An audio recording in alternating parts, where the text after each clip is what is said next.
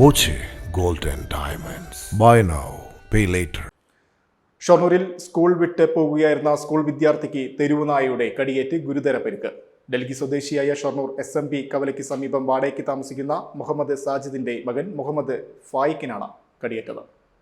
ചുടുവാലത്തൂരിലെ English medium സ്കൂളിൽ നിന്നും വീട്ടിലേക്ക് നടക്കുന്നതിനിടെ ഓട്ടോ സ്റ്റാൻഡിന് സമീപത്തു നിന്ന് തെരുവുനായ കടിക്കുകയായിരുന്നു. മുഹമ്മദ് ഫായിക്കിന്റെ കയ്യിൽ കടിച്ച് ഗുരുതരമായി മുറിവേറ്റിട്ടുണ്ട്. ഷൊർണൂർ സാമൂഹ്യാരോഗ്യ കേന്ദ്രത്തിലും ഒറ്റപ്പാലം താലൂക്ക് ആശുപത്രിയിലും തൃശൂർ മെഡിക്കൽ കോളേജ് ആശുപത്രിയിലും എത്തിച്ചാണ് പ്രതിരോധ കുത്തിവയ്പ്പുകൾ നൽകിയത്. തെരുവുനായ്ക്കളുടെ ശല്യം ടൗണിലും പരിസരത്തുമുള്ളതായി പരാതിയുണ്ട്. നഗരസഭാ കൗൺസിലിലും ഇക്കാര്യം ചർച്ചയായിരുന്നു.